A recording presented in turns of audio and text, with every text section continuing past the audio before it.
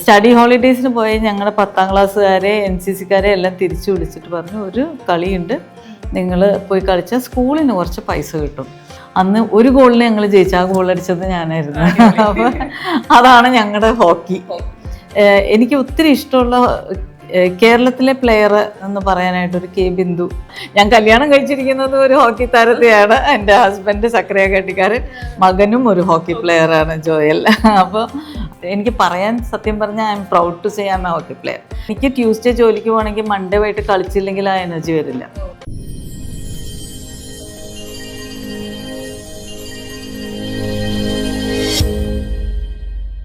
Hi, hello, നമസ്കാരം. Welcome to Boho Media. പൊതുവെ നമ്മൾ ആർട്ടിസ്റ്റുകളുടെ അല്ലെങ്കിൽ സിനിമ ബേസിട്ടുള്ള ഇൻ്റർവ്യൂസാണ് എടുക്കാറ്.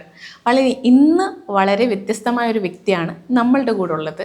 മുൻകാല ഹോക്കി പ്ലെയറും ഇപ്പോഴും ഹോക്കി കളിച്ചുകൊണ്ടിരിക്കുന്ന ഒരു വ്യക്തിയായിട്ടുള്ള എയർടെലിൻ്റെ കേരള ലീഗൽ ഹെഡുമായ അഡ്വക്കേറ്റ് ഷീന സക്രിയാണ് നമ്മളുടെ കൂടെ ഇന്നുള്ളത്. Welcome to Boho Media. Thank you so much. അപ്പോൾ ഹോക്കി കളിയും കാര്യങ്ങളൊക്കെ എങ്ങനെ പോകുന്നു? നന്നായിട്ട് തന്നെ പോകുന്നു. പണ്ട് കളിച്ചിട്ടുണ്ട്, ഇപ്പോഴും കളിക്കുന്നു, ഇപ്പോഴും കളിച്ചുകൊണ്ടേയിരിക്കുന്നു.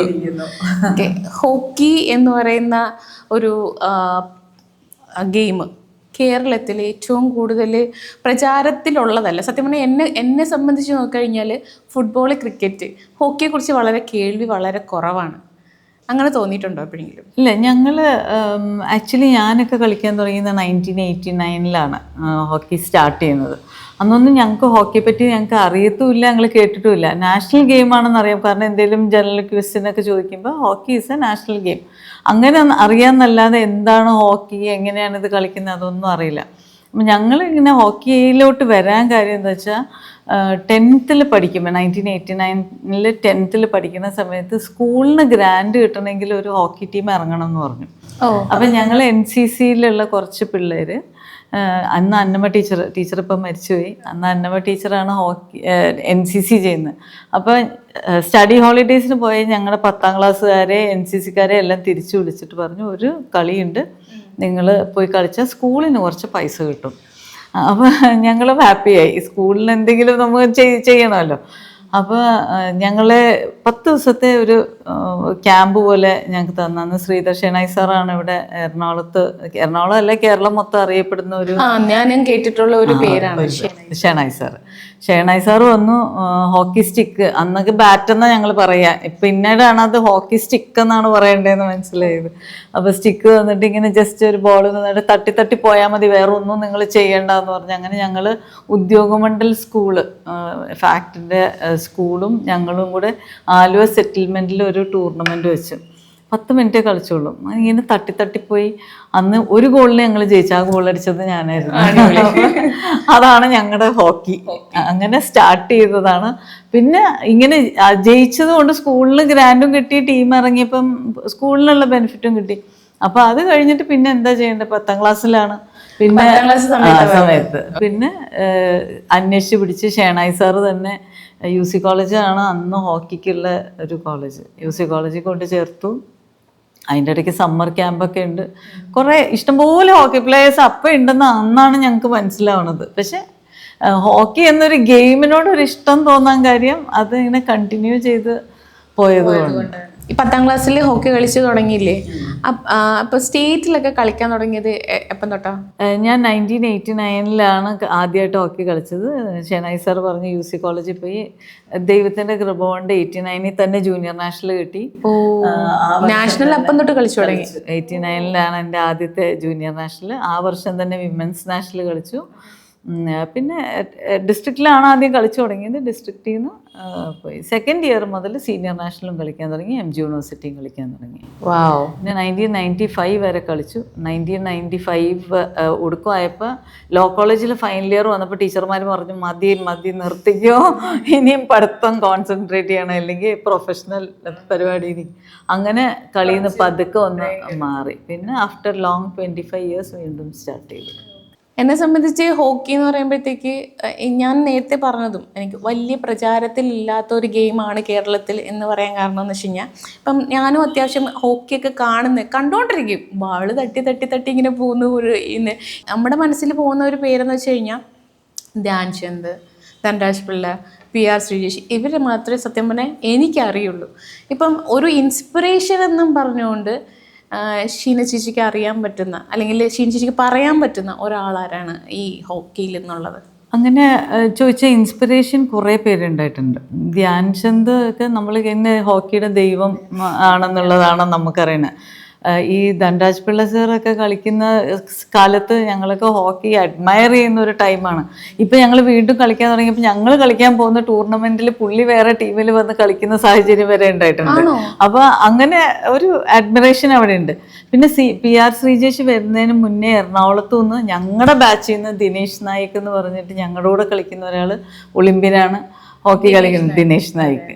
അപ്പോൾ അഡ്മയർ ചെയ്യാന്ന് പറഞ്ഞാൽ അഡ്മിറേഷൻ ഇപ്പൊ ഹർമൻപ്രീത് ശരിക്കും ഞങ്ങൾ ആരാധിക്കുന്ന ഒരു ഹോക്കി പ്ലെയറാണ്. അതേപോലെ വിമൻ ആണെങ്കിലും എനിക്ക് ഒത്തിരി ഇഷ്ടമുള്ള കേരളത്തിലെ പ്ലെയർ എന്ന് പറയാനായിട്ട് ഒരു K ബിന്ദു ഞങ്ങൾ കളിക്കുന്ന കാലത്ത് ഞങ്ങളുടെ കൂടെ കളിക്കുന്ന ഒരു പ്ലെയർ ഉണ്ടായിരുന്നു. പുള്ളിക്കാരി ഇന്ത്യക്ക് വേണ്ടി കളിച്ചിട്ടുണ്ട്.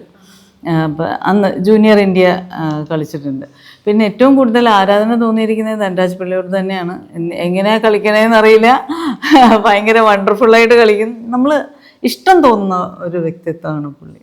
ഹോക്കി പോകുന്നു, അതായത് 10ാം ക്ലാസ്സുകാരിയായ ഷീന ഹോക്കി കളിക്കാൻ പോകുന്നു. അപ്പോൾ ആ സമയത്തുണ്ടായിരുന്ന ഫാമിലിയുടെ സപ്പോർട്ട്, അച്ഛനമ്മ ഒക്കെ എങ്ങനെയായിരുന്നു?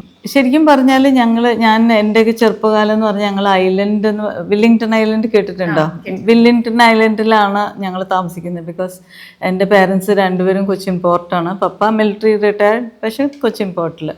അപ്പം തൊട്ടടുത്ത സ്കൂള് ഞങ്ങൾക്ക്. ആ ഐലൻഡിനകത്ത് തന്നെ എല്ലാം, സ്കൂള്, ഹോസ്പിറ്റല്, ചേർച്ച് എല്ലാം. എങ്ങും പോകാനൊന്നുമില്ല. എവിടെയെങ്കിലും പോകണമെങ്കിൽ ഐദർ ബോട്ട് പിടിക്കണം, ഇല്ലെങ്കിൽ ഒരു ബസ്സാണുള്ളത്, ആ ബസ് കയറി പോകണം. അപ്പോൾ വിത്തിൻ ആ ലിമിറ്റഡ് സിറ്റി ഇതിൻ്റെ അകത്താണ് നമ്മൾ ജീവിച്ചിരിക്കുന്നത്. അപ്പോൾ അന്ന് സ്കൂളിലെ സ്പോർട്സിനൊക്കെ ഞങ്ങൾ ഭയങ്കര ആക്റ്റീവാണ്. എൻ്റെ പപ്പ സർവീസസിൻ്റെ ബാസ്കറ്റ് ബോൾ പ്ലെയറാണ്. മമ്മി ഷോർട്ട് പുട്ട് കൊച്ചിൻ പോർട്ടിന്റെ വെറ്ററൻ ടൂർണമെന്റ് ഇതിന് വരെ അത്ലറ്റിക്സിന് വരെ പോയിട്ടുണ്ട്. ചേച്ചി ഒരു നാഷണൽ പ്ലെയർ ആണ്, ടെന്നിക്കോയിറ്റിന്റെ.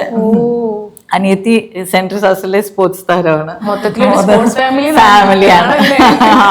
ഞാൻ കല്യാണം കഴിച്ചിരിക്കുന്നത് ഒരു ഹോക്കി താരത്തെയാണ്. എൻ്റെ ഹസ്ബൻഡ് സക്രിയ കെട്ടിക്കാരൻ, മകനും ഒരു ഹോക്കി പ്ലെയർ ആണ്, ജോയൽ. അപ്പോൾ അങ്ങനെയാണ് സ്പോർട്സിനോട് പൊതുവേ ഒരു ഇതുണ്ടായിരുന്നു. പിന്നെ ഹോക്കി കാരണമാണ് ശരിക്കും പറഞ്ഞാൽ 10ലൊക്കെ ഞങ്ങൾ KVന്ന് വന്നിട്ട് മലയാളം അറിയില്ല, അങ്ങനെ കുറേ ഇഷ്യൂസൊക്കെ ഉള്ളതുകൊണ്ട് മാർക്കൊക്കെ ഭയങ്കര കുറവായിരുന്നു. അപ്പോൾ അഡ്മിഷൻ കിട്ടിയത് ഷേണായി സാർ വിചാരിച്ചുകൊണ്ട് മാത്രമാണ് UC കോളേജിൽ സ്പോർട്സിൻ്റെ ഇതിലാണ് അഡ്മിഷൻ കിട്ടിയത്. അപ്പോൾ പേരൻസിൻ്റെയും തോട്ട് പഠിത്തമോ നടക്കുന്നില്ല, എന്നാൽ കളി വഴിയെങ്കിലും അത് രക്ഷപ്പെട്ടു പോകുന്നെങ്കിൽ പോയിക്കോട്ടെ എന്ന് വിചാരിച്ചിട്ട് നല്ല സപ്പോർട്ടായിരുന്നു. പപ്പയൊക്കെ കളി നടക്കുന്നിടത്ത് വരുമായിരുന്നു. ബിക്കോസ് അവരും സ്പോർട്സിൽ ഇൻവോൾവ് ആയിട്ടുള്ള ആൾക്കാരാണല്ലോ. ഇപ്പൊ നിങ്ങൾ ഈ ഫാമിലി മൊത്തത്തിൽ സ്പോർട്സിലാവുമ്പോ എങ്ങനെയാ നിങ്ങൾ സംസാരിക്കുമ്പോ മൊത്തം ഫാമിലിയില് അതാ മിക്കവാറും വരിക സ്പോർട്സ് റിലേറ്റഡ് ആയിരിക്കും, പ്രത്യേകിച്ച് ഹോക്കി. ഇല്ല, അത് ഞങ്ങളുടെ ബ്ലഡ് ആണ്, ഞങ്ങൾ ബ്രീത്ത് ചെയ്യുന്നത് തന്നെ ഹോക്കി സ്പോർട്സ് ആണ്. അഡ്വക്കേറ്റ് എന്നുള്ള പ്രൊഫഷനിലേക്ക് പോകുന്നത് ഒരു പാഷന്റെ പുറത്താണോ, അതല്ലെങ്കിൽ എങ്ങനെയാണ് ആ ഒരു റോള് തിരഞ്ഞെടുത്തത്? എന്ന് വെച്ചാൽ ചെറുപ്പത്തിലെ എനിക്ക് വക്കീലാവണം തന്നെയായിരുന്നു ആഗ്രഹം. പിന്നെ സ്പോർട്സ് കോട്ടയിൽ മെഡിസിന്, അങ്ങനെ ഞങ്ങൾ പഠിക്കുന്ന കാലത്ത് സ്പോർട്സ് കോട്ടയിൽ എൻട്രൻസ് എഴുതിയ മെഡിസിൻ അങ്ങനെയൊക്കെ കിട്ടുമെന്ന് പറഞ്ഞപ്പോൾ പിന്നെ വീട്ടുകാരുടെ നിർബന്ധം കൊണ്ട് സെക്കൻഡ് ഗ്രൂപ്പാണ് എടുത്തിരുന്നത്, സയൻസ് ഗ്രൂപ്പാണ്.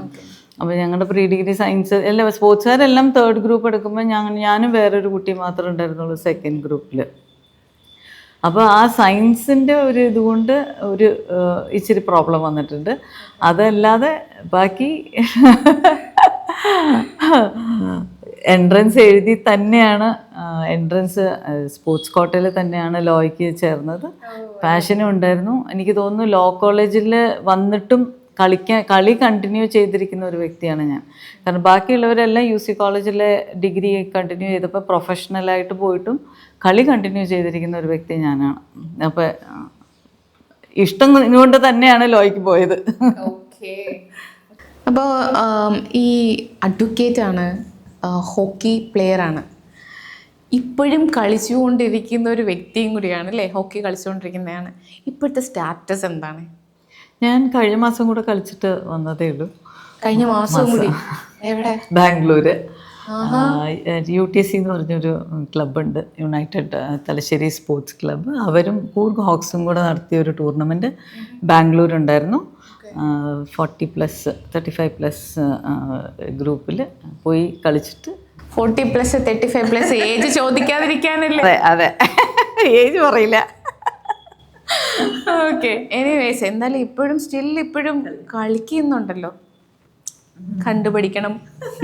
അല്ല, പ്ലെയർ ആകുമ്പോൾ ഒബ്വിയസ്ലി ഒരു ഈ പറയുന്ന കണക്ക് സ്പോർട്സ് റിലേറ്റഡ് ആയിട്ടുള്ള ആൾക്കാർ ഈ എന്താ പറയുക, ജീവിത അവസാനം വരെ അവർക്ക് ആ ഒരു ജോഷ് ഭയങ്കരമായിരിക്കും എന്ന് കേട്ടിട്ടുണ്ട്. ഡെഫിനറ്റ്ലി. എന്താന്ന് വെച്ചാൽ നമ്മളിപ്പം ജോലി ഇപ്പം ഞാനും എൻ്റെ കുറേ ഫ്രണ്ട്സും ഞങ്ങളുടെ ബാച്ചിലെ കുറച്ച് പേരുണ്ട്, കുറച്ച് ജൂനിയർ ആയിട്ടുള്ള ആൾക്കാരുണ്ട്.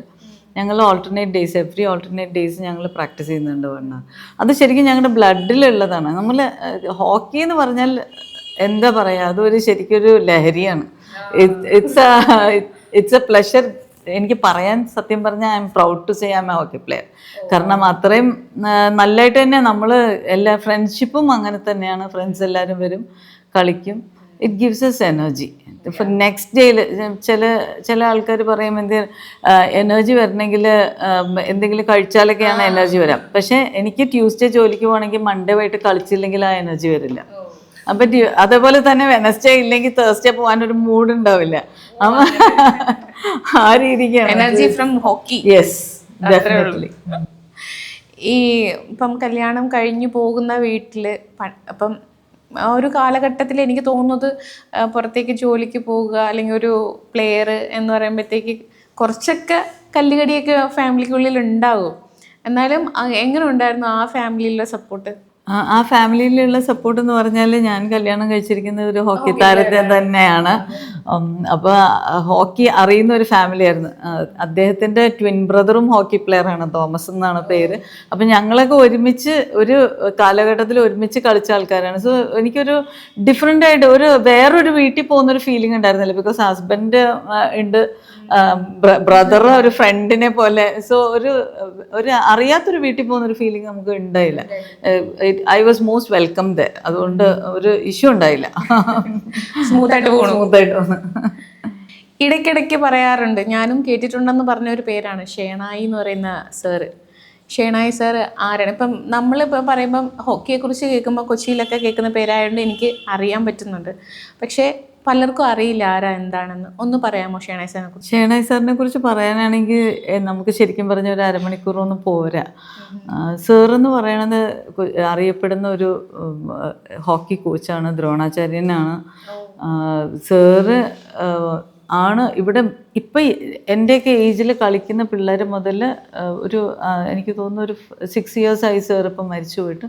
അതിന് മുമ്പ് വരെയുള്ള ഹോക്കി താരങ്ങളെല്ലാം സാറ് സ്റ്റിക്ക് പിടിപ്പിച്ചവരായിരിക്കും മിക്കവാറും. അത്രയ്ക്ക് ജെനുവിനായിട്ടുള്ളൊരു സാറ്, മോസ്റ്റ് ലവബിൾ പേഴ്സൺ. ശരിക്കും പറഞ്ഞാൽ ഞങ്ങൾക്ക് കളി മാത്രമല്ല, ക്യാരക്ടർ ഫോർമേഷൻ ഓൾസോ ഉണ്ടാവുന്നത് ശരിക്കും ഒരു കോച്ചിൽ നിന്ന് തന്നെയാണ്. തീർച്ചയായും. അപ്പം ഷേണായി സാറിനെ കണ്ടാണ് ഞങ്ങൾ കുറേ പേര് അറിയാം. Sir very passionate. നല്ല ഇപ്പം എൻ്റെ ഹസ്ബൻഡും കോച്ചിങ്ങിനൊക്കെ പിള്ളേർ അങ്ങനെ ഡെഡിക്കേറ്റഡ് കോച്ചൊന്നുമല്ല, ജസ്റ്റ് ഇൻട്രൊഡക്ടറി ക്ലാസ്സസ് ഒക്കെ പറഞ്ഞു. പുള്ളി ഷേണായി സാറിനെ പോലെ തന്നെയാണ്, ഒരു മടിയില്ലാതെ അപ്പോൾ ഈ സ്കൂളുകളിലൊക്കെ പിള്ളേരെ ഉണ്ടാക്കി കോച്ച് ചെയ്യുക എന്നുള്ളത് ഹോക്കി സപ്പോർട്ട് ചെയ്ത് നിൽക്കുന്നത് കൊണ്ടായിരിക്കും ഒരുപക്ഷെ. സാറിനെ ഒരിക്കലും മറക്കാൻ പറ്റില്ല. അങ്ങനെ ഒരു ഇൻസ്പിറേഷൻ അല്ലെങ്കിൽ അങ്ങനെ ഒരു പില്ലർ നിങ്ങൾക്ക് ഉണ്ടാകുക എന്ന് പറയുന്നത് ഭയങ്കര സംഭവം. കാരണം വെച്ച് കഴിഞ്ഞാൽ ഇപ്പം തന്നെ പലപ്പോഴും സ്പോർട്സ് കൗൺസിലിൻ്റെ അണ്ടറിലുള്ള പല ഇൻസ്റ്റിറ്റ്യൂഷനിലും പല പ്രശ്നങ്ങളുണ്ടാവുന്നത്. കോച്ച് നന്നാവുന്നില്ല, അല്ലെങ്കിൽ കോച്ചിൻ്റെ പ്രഷർ, അത് കാരണം മരണങ്ങൾ വരെ സംഭവിക്കാറുണ്ട്. കേൾവിയുണ്ട്. ഈ കഴിഞ്ഞ സമയത്ത് നമുക്ക് റീസെൻ്റ്ലി കൊല്ലത്തൊക്കെ നടന്നൊരു ഇഷ്യൂ കേൾക്കാനിടായിട്ട് ഭയങ്കര വിഷമമായിട്ടുള്ള കാര്യം. കാരണം കുഞ്ഞുങ്ങൾ വന്ന് ഇതിന് വേണ്ടിയിട്ട് ഡെഡിക്കേറ്റഡ് ആയിട്ട് പഠിച്ച് അവർക്കൊരു മരണം സംഭവിക്കാന്ന് വെച്ചാൽ ഒരു ഫാമിലി എങ്ങനെ അത് അക്സെപ്റ്റ് ആവും, അല്ലെങ്കിൽ അത് എങ്ങനെ അവർ തരണം ചെയ്യും? അപ്പം അതിനെക്കുറിച്ചൊക്കെ പറയും. എന്തുകൊണ്ടാണ് ഇങ്ങനൊരു ഇത്രയും എനർജി, ഇത്രയും വൈബ്രൻ്റ് ആയിട്ടുള്ള ഒരു ഡിപ്പാർട്ട്മെൻറ്റിൽ നിന്ന് ഇങ്ങനൊരു സംഭവം വരിക? അങ്ങനെ നോക്കുകയാണെങ്കിൽ റുബി, ഞങ്ങൾക്ക് ക്ലബ്ബുണ്ട്, ഹോക്കി പ്ലേയേഴ്സിൻ്റെ ഒരു ക്ലബ്ബുണ്ട്, ഹസിൽ ഹോക്ക് ക്ലബ്ബ്. ഞാൻ കേരള സ്പൈസ് വാരിയേഴ്സ് എന്ന് പറയുന്ന ഒരു ക്ലബിൻ്റെ പാർട്ടും കൂടെയാണ്. ഞങ്ങളുടെ ക്ലബ്ബിൽ തന്നെ പല ടൈപ്പ് ഓഫ് പിള്ളേരുണ്ട്. വെൽ ടു ഡു ഫാമിലി എന്നുള്ളവരുണ്ട്, ഒരു ഷൂ പോലും വാങ്ങിക്കാൻ പറ്റാത്ത. തീർച്ചയായിട്ടും അതെ. അപ്പം അവരെയൊക്കെ ചിലപ്പം ആരെയെങ്കിലുമൊക്കെ അപ്രോച്ച് ചെയ്യുന്നത് ചിലപ്പോൾ അവരുടെ എന്താ പറയുക, അവർക്ക് ഇതിനോടുള്ള പാഷൻ കൊണ്ട് ഒരു ഷൂ എങ്കിലും വാങ്ങിച്ചു തരാൻ പറ്റുന്ന ആൾ. പക്ഷേ അവർ അപ്രോച്ച് ചെയ്യുന്ന ആൾക്കാർ ഏത് ടൈപ്പാണെന്ന് പറയാൻ പറ്റില്ല. സോ അങ്ങനെ നമ്മുടെ അടുത്തൊക്കെ വന്ന് പറയുന്ന കുട്ടികളുണ്ട്. ബിക്കോസ് നല്ലതായിട്ട് അവർക്ക് ഫീൽ ചെയ്യുന്ന ചില സാഹചര്യങ്ങൾ ഉണ്ടാവാറില്ല. The same thing might be happening in hostels also. Definitely നല്ല പിള്ളേരും നല്ല വീട്ടിൽ പേരൻസിന് പൈസ കൊടുത്ത് പഠിപ്പിക്കാൻ പറ്റുന്ന പിള്ളേരും ഉണ്ടാവും, അല്ലാത്ത പിള്ളേരും ഉണ്ടാവും. ചിലപ്പോൾ വി ഡു നോട്ട് ക്ലാഷസ് ഉണ്ടാവാൻ സാധ്യതയുണ്ട്. നമുക്കറിയില്ല. ഇപ്പം സായിയുടെ കാര്യം കൊല്ലത്ത് നടന്നത് വി ഡു നോട്ട് നോ എന്താ സംഭവിച്ചത്. പക്ഷേ ഇൻവെസ്റ്റിഗേഷൻ ഈസ് ഗോയിങ് ഓൺ. അത് കണ്ട് എന്താണെന്നുള്ളത് ഐഡൻറ്റിഫൈ ചെയ്യുമ്പോൾ എനിക്ക് തോന്നുന്നു ഭാവിയിലുള്ളത് കുറച്ച് റെക്ടിഫിക്കേഷൻസ് അതിൽ ചെയ്യാൻ പറ്റും. മൾട്ടിപ്പിൾ ആയിട്ടുള്ള റീസൺസ് ആണ് അവിടെ ഒക്കർ ചെയ്ത് വന്നേക്കുന്നത്. ഇപ്പം ലാക്ര, ഇപ്പം പഴയ ഇന്ത്യൻ ക്യാപ്റ്റൻ ലാക്ര അക്യൂസ് ചെയ്തിട്ടുണ്ടല്ലോ കോച്ച് അങ്ങനെ സെക്ഷൽ ഹറാസ്മെൻറ്റ് ചെയ്യുന്നു. അതും ഇൻവെസ്റ്റിഗേഷനിലാണ്. സോ നമുക്ക് കറക്റ്റായിട്ടൊരു ഇത് പറയാൻ പറ്റില്ല എന്താണ് അതിൻ്റെ ബിഹൈൻഡ് എന്നുള്ളത്. കംപ്ലീറ്റ് ഇൻവെസ്റ്റിഗേഷൻ വരാതെ അതിനെപ്പറ്റി കമൻറ്റ് ചെയ്യുക ഭയങ്കര പാടായിരുന്നു. അതെ അതെ, ഒബ്വിയസ്ലി. ജസ്റ്റ് എന്നാലും ഒരു ഫോമർ അല്ലെങ്കിൽ ഇപ്പോൾ കറൻ്റ്ലി എക്സിസ്റ്റിംഗ് ആയിട്ടുള്ള ഒരു പ്ലെയർ എന്നുള്ള രീതിയിൽ അഭിപ്രായം. കാരണം ഞങ്ങൾ കളിക്കുമ്പോൾ എനിക്ക് to be open with you, ഞങ്ങൾക്ക് അങ്ങനെ ഒരു ബുദ്ധിമുട്ട് ഉണ്ടായിട്ടില്ല. എന്താണെന്ന് വെച്ചാൽ ഒന്നാമത്തെ സ്പോർട്സ് ഹോസ്റ്റലിൽ ഉണ്ടായിരുന്നു. പിന്നെ ഞങ്ങളുടെ കോച്ചസ് ഞങ്ങളുടെ UC കോളേജ് ഫിസിക്കൽ എഡ്യൂക്കേഷൻ കൊച്ചമ്മ എന്ന് പറയും. She is also no more. കൊച്ചമ്മ എന്നാണ് ഞങ്ങൾ വിളിക്കുന്നത്. ഏലിയാമ്മ ഇട്ടി എന്നാ പേര്. കൊച്ചമ്മ എന്നാണ് ഞങ്ങളൊക്കെ വിളിക്കുന്നത്. അപ്പം ആ സാഹചര്യത്തിൽ അവരുടെയൊക്കെ സപ്പോർട്ട് ഉണ്ടായിരുന്നതുകൊണ്ട് ഈ ഫിനാൻഷ്യൽ സ്റ്റെബിലിറ്റി ഇല്ലെങ്കിലും നമുക്കൊക്കെ പോവായിരുന്നു. പക്ഷേ ഒരു ഹരാസ്മെൻറ്റ് ഞങ്ങൾക്ക് ഉണ്ടായിട്ടില്ല. ഇപ്പോഴും ഞങ്ങൾ കളിക്കാൻ പോകുന്നുണ്ട്. കളിക്കാൻ പോകുമ്പോൾ നമുക്ക് അങ്ങനെ ഫീൽ ചെയ്തിട്ടില്ല. ഇപ്പം നമ്മൾ കളിക്കാൻ പോകുന്നത് അന്ന് ഞങ്ങൾ കളിച്ചിരുന്ന ആൾക്കാർ കളിക്കുന്ന അവരും കൂടെ ഉള്ള ഇപ്പോഴും ഞങ്ങളുടെ കൂടെ കളിക്കാനായിട്ട് ഇപ്പോഴും ഉണ്ട്. അപ്പം ആ ഒരു ഫ്രീഡവും ഫ്രണ്ട്ഷിപ്പും ഇപ്പോഴും ഞങ്ങൾ കണ്ടിന്യൂ ചെയ്യുമ്പോൾ നമുക്ക് അങ്ങനെ ഒരു ഡിഫറെൻ്റ് ആയിട്ട് ഫീൽ ചെയ്യാറില്ല. അതുകൊണ്ട് ത്രെട്ടൊന്നും ഉള്ളതായിട്ട് നമുക്ക് തോന്നാറില്ല.